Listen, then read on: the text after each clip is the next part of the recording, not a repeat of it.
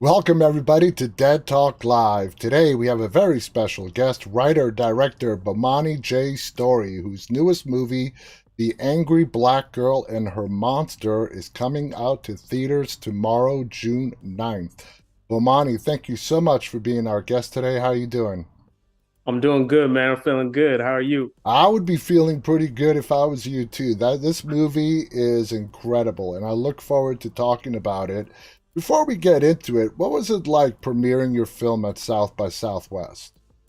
That was awesome. It was surreal. I'm still kind of living in that moment. You know what I mean? Like I'm still experiencing now because it's kind of one of those things where when you're an aspiring filmmaker, you dream about those kind of moments, and then to actually have it be a reality was nothing that I could have even imagined. So it's still surreal to me. I had Chad Coleman as our guest as he came back from premiering the film at South by Southwest. And he described the energy and of how amazing it was as well. So let's get into it, man. What made you want to tackle a modern day telling of a Frankenstein story set in an urban environment? Um, it definitely had to do with my love of the book, of the literature. It When I read it, I was just blown away by her work and her words, and a lot of the themes of it really resonated with me for today. And you mix that with my love of my older sisters who mentored me growing up and were Hmm. kind of my first contact with intelligence and things of that nature. And you get this, I call it my, hip hop riff on Frankenstein. It was great. Now, Leia, who did as an amazing job as Vicaria, uh, were her motivations of being surrounded by death that is given to us right from the beginning of the film, and is that her only motivation for doing what she is doing, is to really bring back her lost loved ones, or is the science element to it a bigger play for her? I mean, I want to leave that up to interpretation for who's watching it. It's like a big thing for me is always the relationship of the movie between its audience and the film itself and the story itself and how they feel about it. So, and I think that, you'll find your answer within how you're watching it and then how it ends as well, like Yeah. and how the story moves. Like, I think that's a very fascinating question, but I mean, I guess I would ask you, how did you feel about that? Well, this is how I would answer it. People, this is the kind of movie people are going to need to watch more than once because you've laid in so many nuances, like all the background stuff, the noises, the gunfire going off in the background. You really bring us into that neighborhood, into that setting of what's going on and what life is like living there, being in danger of being shot at any moment in the day. And I saw the movie twice, and I picked up on new stuff the second time around that I didn't originally pick up the first time. Let's talk about Vicaria and her dad, okay? How do you view that relationship between father-daughter? For me, between Vicaria and her dad, I think it's just a loving relationship with two people who know they only have each other. And so they're going to do whatever it takes to try to protect each other and bring each other happiness. And I think they both have their flaws, but at the end of the day, they love one another.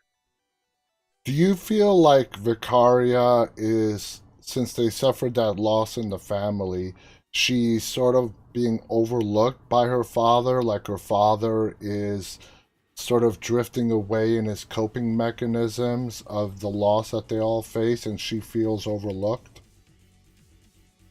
I think it's a possibility. I think that's something that happens. It's like when you're grieving, sometimes your process is to go within, and obviously, like you can stop talking to people and push them away or whatever it needs to be. And I think that's a possibility for his grieving process. Yeah. Uh, but I think the grieving process is a very complicated one because at the same time, I believe that he also understands his duty to protect and raise his child. And Uh, And that's shown very well when he is when time comes for him to step up, whether it's at school for his daughter and talking to a teacher or to protect her. He's there. He's not an absent dad. He's there when she needs him the most. One of the characters that I found really fascinating is Kengo, played Mm, by Denzel Whitaker. From the onset, for me, I found him as a very likable character. yeah. Was that done intentionally, or did it just work out that way? We're always, when I'm working with the actors, all of them, we're always trying to find the humanity in them and what makes them tick and why they're moving the way they move. So, and I always find interesting villains to be ones that you may like. And I don't want to call Kango a villain per se, because just in case for people who haven't watched it, but to me, it's just it's always an intention to try to find the humanity in the characters all the time. Everybody starts as a human, and I build from there. Yeah, and I also like how you sort of left it up to the audience to fill in the blank history, if any, between Vicaria and Kango. Like, did they go to school together? Uh, how deeply do these two know each other? It was sort of, we were given little tidbits here and there, but the rest is sort of left up to us to decide how well do these two really know each other. We know he knew her brother very well. Now, the racial undertones in this movie run very, very deep. Tell us the message regarding racism that you would like the audience to walk away from. Um, well, I want to be careful with that, with messaging and things of that nature, because I think people, when they walk away from a movie, they have their own ideas and themes that they take from it, and that's crucial. And I Yeah. think that the story of Frankenstein, a large line of it, prejudice was a huge thematic that ran through it, Mm-hmm. whether people want to acknowledge it or not. I know the initial take is always going to kind of be uh, man versus God, and man shouldn't play God, but there's also an element of societal prejudice Mm-hmm. and how we treat people Yeah. before they open their mouth Yeah. and That's very judge. true. Very, very true. The interactions between the teacher, those were also very intense. A lot happened in those few minutes where we get to see in that classroom what goes on. Did you have to have long talks with Leia and Beth on how you wanted that scene to be played out? Because it was done so perfectly. The tension between the two, and then later on when the dad is brought in as well. Did you really have to sit him down to explain it, or did they really catch on really quickly? Um, I mean, yeah, we definitely. I talked to all my actors before, and try to do rehearsals with them before, to really get the scene down and talk about it and find the nugget of truth that we're searching for there. And for Leia, it's like we definitely talked about the scene, and I had her talk to my sisters, which was great, and really to try to dial in. And I had Chad talk to my parents for their situation when they went through that, and Leia as well with my sisters for when she went through that. And so to me, it was just a process of just kind of digging that deep in and really diving in on that. So to me, it's just you always want to have conversations with Yeah, your actor, make yeah. sure everyone is on the same page and that we're searching for honesty in the scene. Your style of directing really stands out. You could tell you're a big fan of the quick shot, where you give the audience a quick glimpse, barely enough to see what us to make out what's going on, and then you snap back. Tell us more about your style of directing, and you showed me some unique stuff that I've never seen a director do before. So when you go into a film and you're directing, what are some of the different approaches that you'd like to implement? Me, I mean, like, I mean, it's my first movie, so it's kind of hard to kind of like dial in on that kind of stuff. And I'm honored that that the film speaks and has a swagger to it. It's like I'm honored that it has that, and that it speaks to you. That's really cool, because a lot of my heroes, they have films that have swagger, and they Yeah. might not be films that everybody loves, but you can't deny that they have a swagger to them, Yep. and that's something that I always love and I cherish and I aspire to, is to make films that have some kind of personality that might rub someone the wrong way, but it's them. It's like it's honest and it is what it is, right? That is Eh, so cool. In fact, let's explore that a little more. All right. This is your first film directing. How mhm, do you have the story, you wrote the story. yeah. Now, okay, you need financing, right? You need to get people to back it up. Were there a lot of obstacles to you from finishing the script to going on set for the first day of shooting? Was it a real ordeal for that to happen? Um, yeah, I mean, I think with every film, there's always going to be obstacles. I think the biggest one for me was the patience because of how long it took to get the story made. I think I've had it since 2000. I mean, I've had the idea since I came out of high school, but Oh. I think I like officially kind of finished the script back in like 2018, or at least a version of it. Mm-hmm. Okay.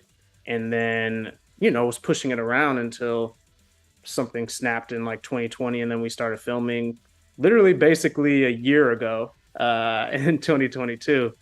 So I would say it's just more of the biggest challenges and setbacks were just the patience to wait, and understand that it's coming. I think that was probably the biggest hurdle, because you have it and you want to go, but I, can't yet.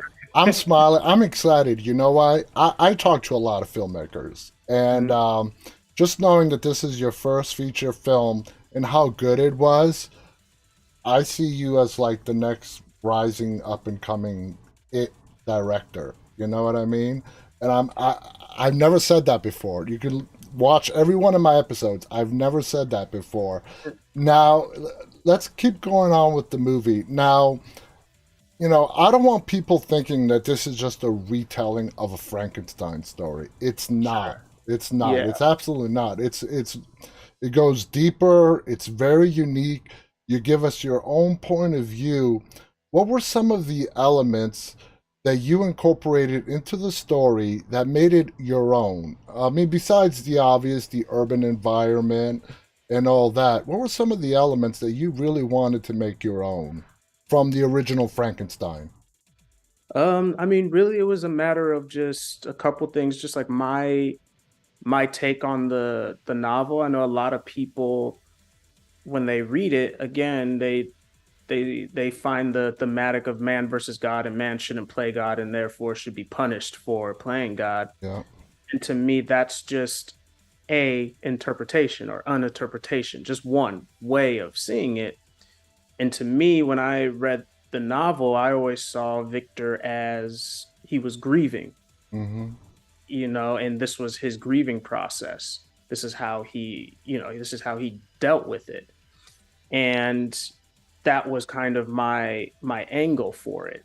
And also just some of the, I guess I don't know if this sounds cliche or not, but then some of the filmmakers that I look up to when I'm adapting this, it's like I understood I was making a horror movie and I love horror. So, but what were the horror movies that I love the most? And those horror movies that I love, my aspirations were always movies like the original Black Christmas Mm-hmm. and the original Texas Chainsaw Massacre. The Shining's in everybody's blood, whether they like it or not. So that that's gonna come in, and Alien, the first Oh Alien, yeah. like those movies were constantly in my repertoire of what I'm thinking about when I was making this movie. Not to mention, of course, like some of my heroes like Aronofsky and Billy Wilder are on my mind as well.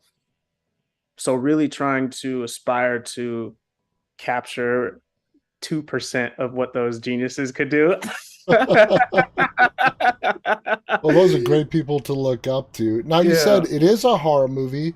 It yeah, has its share of gore and violence, but it's yeah. it's nicely balanced with the story.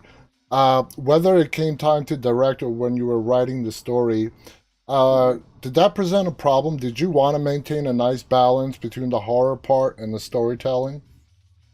I mean, of course, you always want to do that. Like, you always want to tell a great story, and you also want to respect the genre itself. I'm not one of those people who thinks, genre is trashy. Like, I love genre, Mm-hmm. and I don't want to be someone who's just kind of disrespectful to it, right? Yeah. It's like I always want to aspire to respect the genre, have fundamentally good characters that really search for their humanity and things of that nature. So it's always going to be a tough balance, and I hope I was able to strike it. Oh yeah.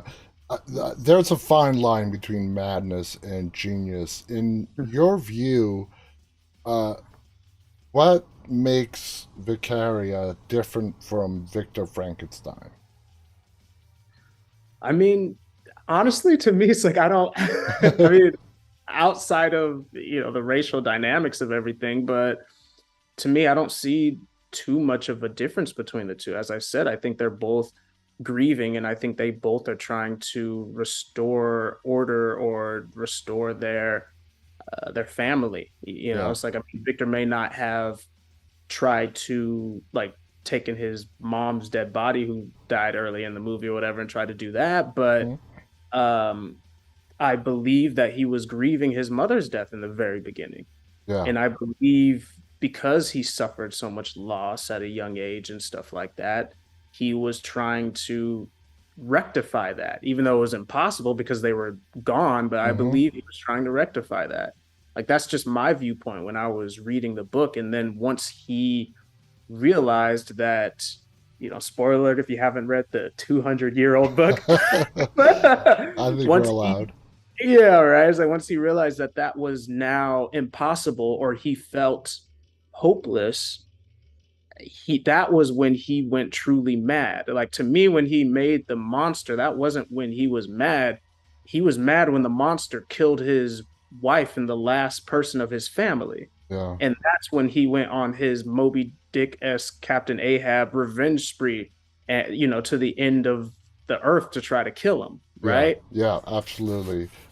I completely agree. One last question before we go. There's this great line in the film from Vicaria where she says, "Cancer is not a disease; it's a symptom." And the teacher asks, "If that's a symptom, what's a disease?" And she says, "Death."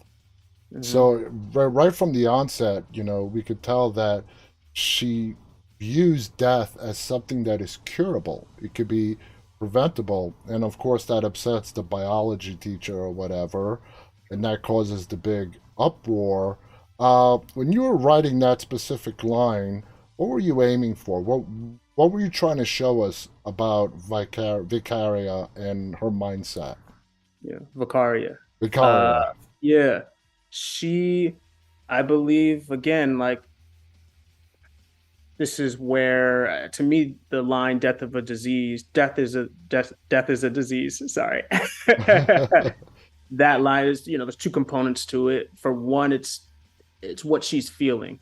That's what she's taking from all this, and that's what she wants to accomplish, and that's what she's going to label everything. When it comes to people dying and when it comes to death, it's just like, that's the problem. So how do you fix that? And Yeah. that's her way to rationalize it. The way, for me, I capture it is like through that line, "death is a disease," to also pay homage to my one of my favorite movies, The Fountain. It's a line that he says in that. And so, yeah, to me, that's her mantra. Like, I believe that when someone is going through something emotionally, in order to get themselves through it, you might invent things or whatever it may be before you actually come to terms with the grief that you're facing or whatever you're going through. And her mantra and what she believes and what she's holding on to, because that is the only hope, for Yeah. her to be able to restore her family, is that death is a disease. Otherwise, it's just completely hopeless, if that makes Exactly, sense. and that's perfectly put. We're out of time. I want to thank you so much. Everybody, you got to check this movie out. It's coming out in theaters tomorrow. It's called The Angry Black Girl and Her Monster. It was written and directed by our guest, Bomani J. Story. this movie is going to take you on a roller coaster ride, and it's a telling of the Frankenstein story, but from a completely different and unique point of view. Bomani, congratulations on the film. This is going to do phenomenal. Thank you so much for being our guest. I want to thank our audience, those Yeah. of you who are tuning in live, and the majority of you who will be watching this later on. On behalf of Bomani and myself, stay safe and stay walking. Bye, everybody. See you later, y'all. June 9th.